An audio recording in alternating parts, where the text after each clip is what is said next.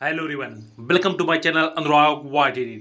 आज ये TGT art की क्लास नंबर 2 है। इससे पहले हमने क्लास 1 को कंप्लीट करवा दिया है, जिसमें आपने इतिहास के बारे में पढ़ा और हड़प्पा सभ्यता, साथ में हड़प्पा सभ्यता से प्राप्त वस्तुएं और मोहनजोदड़ो तथा इनसे प्राप्त वस्तुएं और कुछ विभिन्न प्रकार की विशेषताओं को आपने जाना। आज की क्लास में सबसे पहले हम जानेंगे चन्नू दड़ों के बारे में। चन्नू दड़ों की खुदाई सन 1931 ईस्वी में गोपाल मजूमदार ने की थी।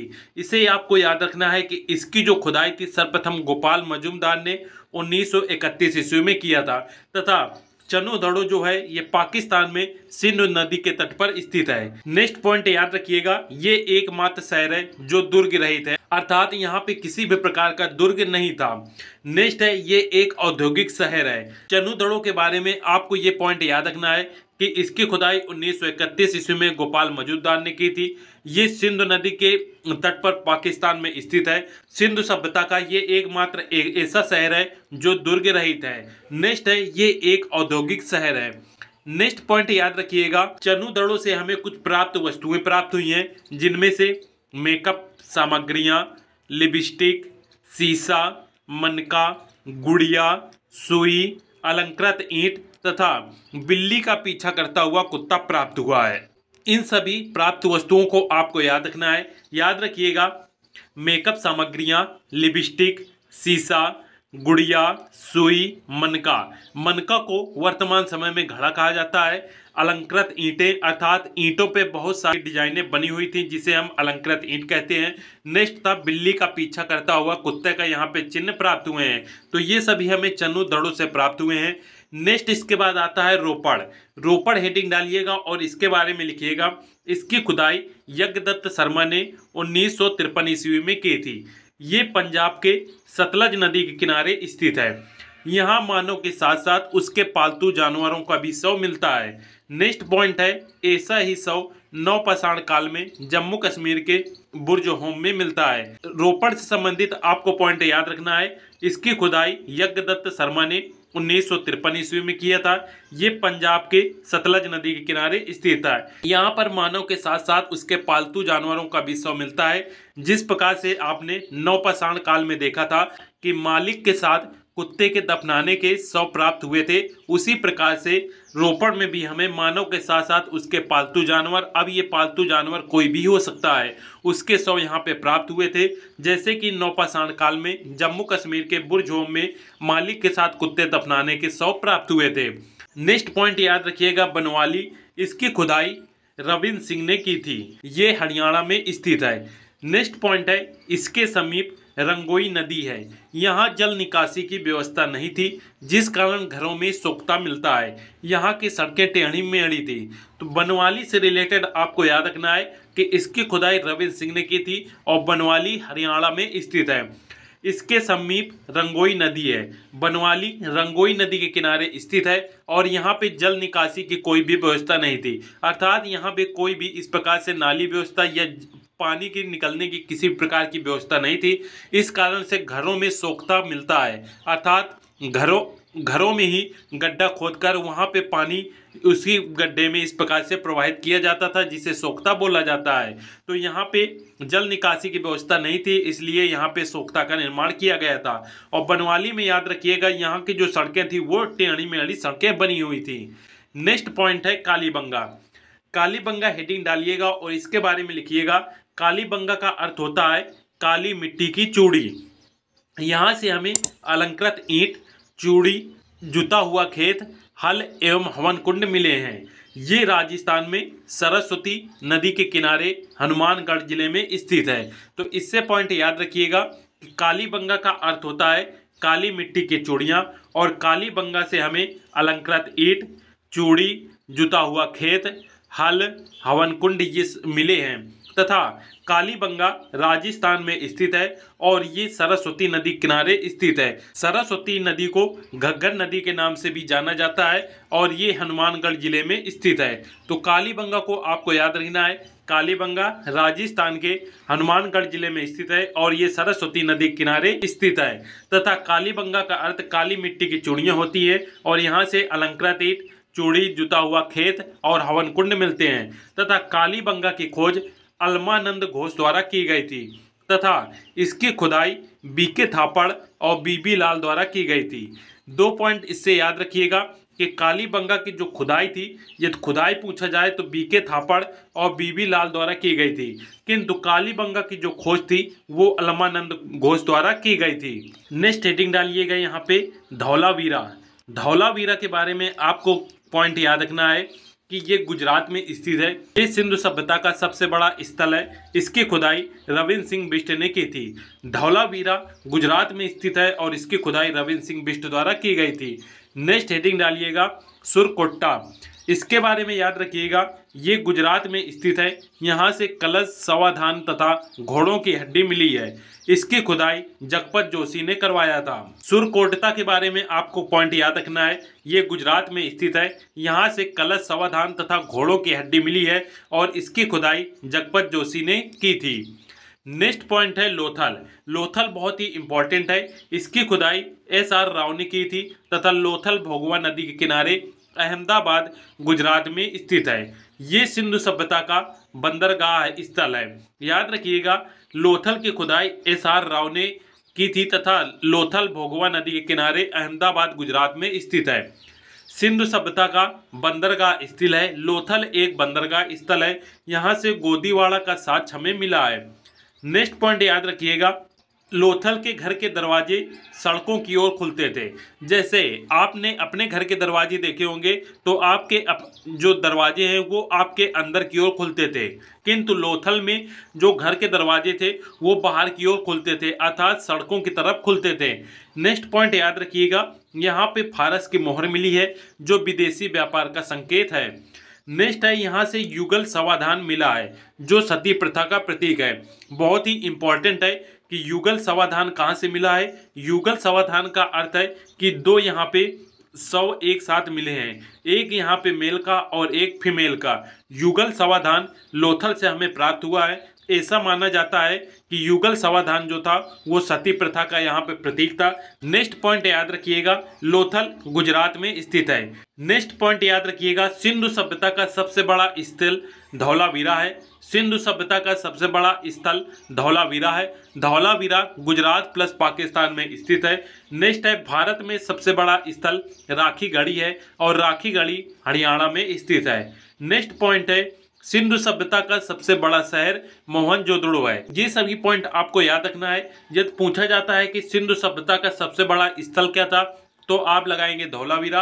यदि पूछा जाता है सिंधु सभ्यता का सबसे बड़ा शहर कौन सा था तो सबसे बड़ा शहर था मोहनजोदड़ो। और नेक्स्ट है, भारत में सबसे बड़ा स्थल क्या था तो भारत में खोजा गया सबसे बड़ा स्थल राखीगढ़ी था और राखीगढ़ी हरियाणा में स्थित है। नेक्स्ट पॉइंट है कुणाल। कुणाल के बारे में याद रखिएगा, ये हरियाणा के हिसार जिला में स्थित है। यहाँ से हमें चांदी के 2 मुकुट मिले हैं। नेक्स्ट पॉइंट है, सिंधु सभ्यता के प्रतीक चिन्ह व उसके महत्व। सिंधु सभ्यता से हमें कुछ प्रतीक चिन्ह मिले हैं जिनका विभिन्न प्रकार का महत्व था। जैसे मातृ देवी की हमें मूर्ति मिली है जिसे मुख्य इष्ट देवी के रूप में माना जाता था। सिंधु सभ्यता की मुख्य इष्ट देवी मातृ देवी थी।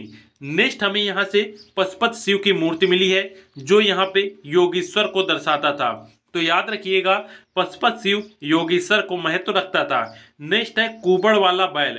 सिंधु सभ्यता में कुबड़ वाला बैल पवित्र पशु माना जाता था। सिंधु सभ्यता का जो पवित्र पशु था वो कुबड़ वाला बैल माना जाता था। नेक्स्ट है, सिंधु सभ्यता का जो पवित्र पक्षी है वो कबूतर माना जाता था। नेक्स्ट है, सिंधु सभ्यता का पवित्र वृक्ष पीपल को माना जाता था। नेक्स्ट है, सूर्य उपासना का प्रतीक जो सिंधु सभ्यता में था वो स्वास्तिक चिन्ह था। स्वास्तिक चिन्ह जो था आपका इस प्रकार से जो बनता है ये सूर्य उपासना का प्रतीक था। नेक्स्ट है, ताबीज जो था वो प्रजनन शक्ति का यहाँ पे प्रतीक था और बकरा को बल का प्रतीक यहाँ पे सिंधु सभ्यता में माना जाता था। तो ये कुछ महत्वपूर्ण आपको प्रतीक चिन्ह है जो आप अपनी कॉपी में नोट कर लीजिएगा। नेक्स्ट पॉइंट यहाँ पे सिंधु सभ्यता की विशेषताओं को यहाँ पे देखेंगे। 1 लाइनर ये सभी आपके प्रश्न रहेंगे जो कि एग्जाम में आपसे पूछे जा सकते हैं। सबसे पहला पॉइंट है, सिंधु सभ्यता एक नगरी अर्थात एक शहरी सभ्यता थी। नेक्स्ट है, यहाँ की सड़क एक दूसरे को समकोण पर काटती थी, अर्थात ये एक दूसरे को इस प्रकार से 90 अंश पे अर्थात समकोण पे काटती हुई जाती थी जैसे कि चौराहा कोई होता है। नेक्स्ट है, तथा ये पूरा पश्चिम दिशा में थी। नेक्स्ट पॉइंट है, जिससे हवा द्वारा सड़क स्वतः साफ हो जाती थी। नेक्स्ट है, सिंधु सभ्यता की जो नालियां थी, नालियां ढकी हुई वहां से प्राप्त हुई हैं। नेक्स्ट पॉइंट है, अर्थव्यवस्था का मुख्य आधार कृषि था। याद रखिएगा, सिंधु सभ्यता के अर्थव्यवस्था का जो मुख्य आधार था वो यहाँ पे कृषि था। नेक्स्ट पॉइंट है, इसका व्यापार विदेशियों से होता था। नेक्स्ट पॉइंट याद रखिएगा, सिंधु सभ्यता का समाज 4 वर्गों में बटा था। इंपॉर्टेंट प्रश्न है कि सिंधु सभ्यता का समाज कितने वर्गों में बटा हुआ था, तो ये 4 वर्गों में बटा हुआ था, जिसमें पहला था विद्वान, दूसरा योद्धा, तीसरा था व्यापारी एवं शिल्पकार और चौथा था श्रमिक। नेक्स्ट पॉइंट है, इनका समाज मात्र सत्तात्मक था। नेक्स्ट है, ये लिपि भाव चित्रात्मक थी, क्योंकि इस लिपि को सिंधु सभ्यता की लिपि को न ही पढ़ा जा सका है, इसलिए ये सिर्फ एक भाव चित्रात्मक लिपि थी जिसे पढ़ा नहीं गया है। इस लिपि को दाएं से बाएं की ओर लिखा जाता था।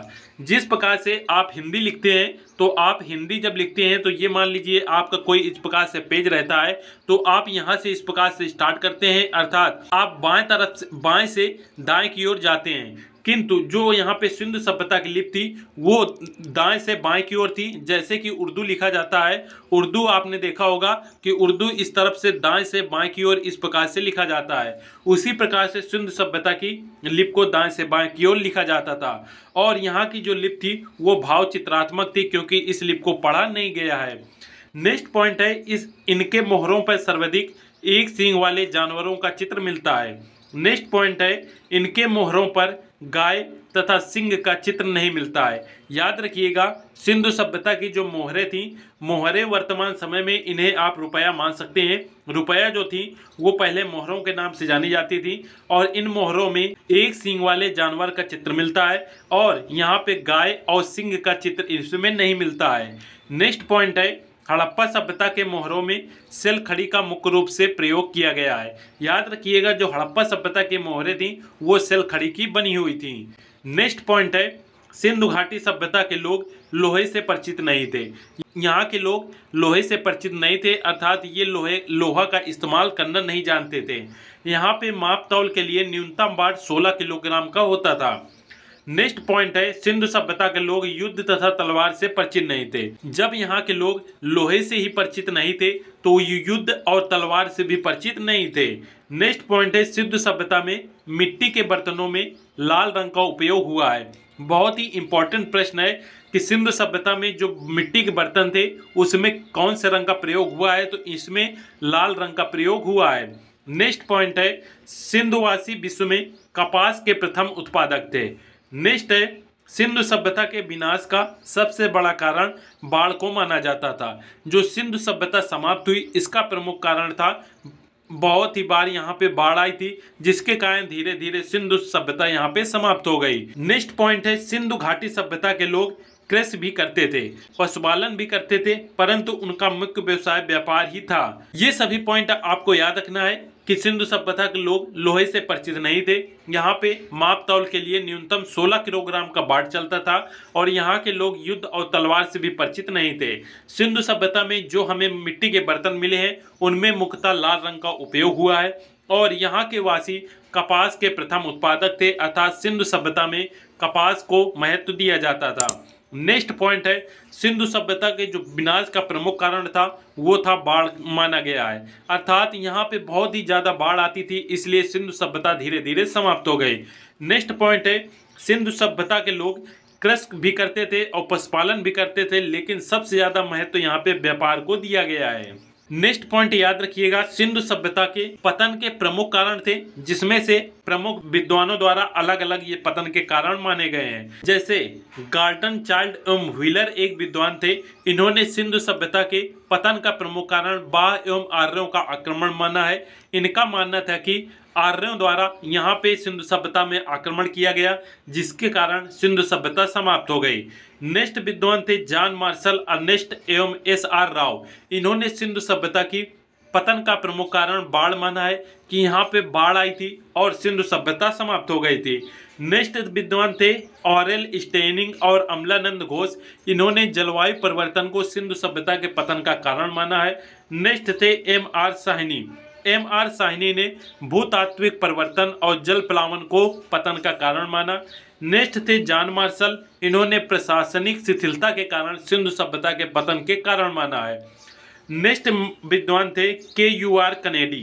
क्यू आर कनेडी ने प्राकृतिक आपदा जैसे कि मलेरिया या महामारी कोई आई थी जिसके कारण सिंधु सभ्यता का पतन हो गया था। तो ये कुछ प्रमुख विद्वान हैं जिन्होंने सिंधु सभ्यता के पतन के कुछ अलग अलग अपने विचार दिए हैं, जो कि आपको याद रखना है। नेक्स्ट यहाँ पे याद रखिएगा, अब यहाँ पे जो हमने अभी तक पढ़ा है उनके बारे में यहाँ पे एक नज़र में देखेंगे कि पाकिस्तान से हमें प्रमुख स्थल प्राप्त हुए हैं जो पाकिस्तान में स्थित हैं। सबसे पहले यहाँ पे देखेंगे हड़प्पा। हड़प्पा की खोज दयाराम साहनी ने 1921 ईस्वी में किया था और हड़प्पा मोंटगोमरी जिला पंजाब में स्थित है जो कि पाकिस्तान में पड़ता था और ये हड़प्पा रावी नदी के किनारे स्थित है। तो हड़प्पा के बारे में याद रखिएगा, हड़प्पा की खोज 1921 ईस्वी में दयाराम साहनी ने की थी और ये मोंटगोमरी जिला पंजाब में पड़ता है और ये रावी नदी के किनारे स्थित है। नेक्स्ट है मोहनजोदड़ो। मोहनजोदड़ो की खोज राखलदास बनर्जी ने 1922 ईस्वी में की थी और ये सिंध प्रांत लरकाना जिला में स्थित है और ये आपका पाकिस्तान में पड़ता है। ये मोहनजोदड़ो सिंधु नदी किनारे स्थित है। ये जितने भी शहर हैं आपके, ये सभी पाकिस्तान के अंदर पड़ते हैं। नेक्स्ट पॉइंट है चनुदड़ो। चनुहदड़ो की खोज एनजी मजुमदार ने 1931 ईस्वी में की थी और ये सिंध प्रांत पाकिस्तान में स्थित है और ये सिंधु नदी के किनारे स्थित शहर है। नेक्स्ट है कोट दीजी। कोट दीजी की खोज फजल अहमद द्वारा 1955-57 में की गई थी और ये सिंध प्रांत पाकिस्तान में स्थित है और ये सिंधु नदी किनारे स्थित है। नेक्स्ट है सुतकांगे डोर। सुतकांगे डोर की खोज आरएल स्टाइन ने 1927 ईस्वी में की थी और ये बलूचिस्तान पाकिस्तान में स्थित है और ये दासक नदी के किनारे स्थित है। याद रखिएगा, पाकिस्तान के प्रमुख स्थल में आपके हड़प्पा, मोहनजोदड़ो, चंदूदड़ो और सुतकांगे डोर, ये चारों आपको बिल्कुल याद रहना चाहिए कि इनकी खोज किसने की और कब इनकी खोज हुई थी और ये कहाँ पे स्थित हैं और किस नदी के किनारे स्थित हैं। ये सभी आपके एग्जाम में बहुत ही बार प्रश्न पूछे गए हैं। इसके बाद यहाँ पे भारत में प्राप्त प्रमुख स्थल को देखेंगे, जिसमें से सबसे पहला है रंगपुर। रंगपुर की खोज माधो स्वरूप वत्स ने 1953 ईस्वी में की थी और ये अहमदाबाद कठियावाड़ा गुजरात में स्थित है तथा भादर नदी के किनारे रंगपुर स्थित है। नेक्स्ट है यहाँ पे लोथल। लोथल की खोज रंगनाथन राव द्वारा 1955 ईस्वी में की गई थी और ये अहमदाबाद गुजरात में स्थित है तथा लोथल भोगवा नदी के किनारे स्थित है। नेक्स्ट है सुरकोटता। सुरकोटता की खोज जेपी जोशी ने 1964 ईस्वी में की थी और ये कच्छ गुजरात में स्थित है। याद रखिएगा, सुरकोटता सरस्वती नदी के किनारे स्थित है। नेक्स्ट पॉइंट है धौलावीरा। धौलावीरा की खोज रविंद्र सिंह बिष्ट द्वारा 1990-1991 ईस्वी में की गई थी। ये कच्छ गुजरात में स्थित है और मनसर मनहर नदी के किनारे धौलावीरा स्थित है। याद रखिएगा, अभी आपको सभी चीज़ें बहुत ही विस्तृत रूप से पढ़ाई जाएंगी क्योंकि आप अभी ये पहली बार पढ़ रहे हैं, जिससे कोई भी चीज़ छूटे नहीं। आप हमारे साथ बने रहिएगा, आपको हर एक पॉइंट बता दिया जाएगा और बाद में जब आपके एक बार ये सभी क्लासें हो जाएंगी तो उसके बाद जो भी इम्पोर्टेंट है या प्रीवियस ईयर में जो प्रश्न पूछे गए हैं उन सभी प्रश्नों को आपको यहाँ पे बताया जाएगा। नेक्स्ट पॉइंट है देसलपुर। देसलपुर की खोज केवी सौदराजन द्वारा 1963-64 ईस्वी में की गई थी और ये कच्छ गुजरात में स्थित है और ये बामू चेला नदी के किनारे स्थित है। नेक्स्ट पॉइंट है रोपड़। रोपड़ की खोज यज्ञदत्त शर्मा ने 1953-55 ईस्वी के आसपास किया था और ये पंजाब भारत में स्थित है तथा सतलज नदी के किनारे स्थित है। नेक्स्ट पॉइंट है बनवाली। बनवाली की खोज रविंद्र सिंह बिष्ट द्वारा 1973-74 में की गई थी और ये हिसार हरियाणा में स्थित है तथा रंगोई नदी किनारे बनवाली स्थित है। नेक्स्ट पॉइंट है राखीगढ़ी। राखीगढ़ी की खोज सूरजभान द्वारा 1969 ईस्वी में की गई थी तथा ये हिसार हरियाणा में पड़ता है और सरस्वती नदी के किनारे राखीगढ़ी स्थित था। नेक्स्ट पॉइंट है कालीबंगा। कालीबंगा की खोज बीबी लाल व बीके थापर द्वारा 1961 ईस्वी में की गई थी और ये हनुमानगढ़ राजस्थान में स्थित है तथा कालीबंगा घग्गर या सरस्वती नदी के किनारे स्थित है। नेक्स्ट पॉइंट है आलमगीरपुर। आलमगीरपुर की खोज यज्ञदत्त शर्मा ने 1958 ईस्वी में किया था तथा ये मेरठ उत्तर प्रदेश में स्थित है और ये हिंडन नदी के किनारे स्थित है। नेक्स्ट है दहमदाबाद। दहमदाबाद की खोज एम.एन. देश पांडे द्वारा 1958-59 में की गई थी तथा ये अहमदनगर महाराष्ट्र में स्थित है और ये गोदावरी या प्रवरा नदी किनारे स्थित है। अब इसमें भारत के प्रमुख स्थल में आपको जो याद रखना है, याद रखिएगा, ये सभी चीज़ें आप अपनी कॉपी में नोट कर लीजिएगा, जिसमें जब भी आप रिवीजन करेंगे तो ये चीज़ें आपकी सभी याद बनी रहेंगी। और इसमें जो सबसे इम्पोर्टेंट है वो याद रखिएगा, यहाँ पे लोथल, सुरकोटा, धौलावीरा, रोपड़, बनवाली, कालीबंगा और आलमगीरपुर और दहमदाबाद, ये आपको सभी याद रखना है। आज की क्लास यहीं पे समाप्त करते हैं। वीडियो को सभी लोग लाइक जरूर कर दीजिएगा और दोस्तों के साथ शेयर अवश्य कीजिएगा, जिससे आपके अन्य भी साथी हमारे साथ जुड़ सकें और अपनी तैयारी को बेहतर कर सकें। तथा याद रखिएगा, सभी लोग चैनल को सब्सक्राइब अवश्य कर लें, जिससे वीडियो की नोटिफिकेशन आपको मिल सके। और किसी भी प्रकार का डाउट है तो आप कमेंट करके पूछ सकते हैं। मिलते हैं नेक्स्ट वीडियो में। जय हिंद।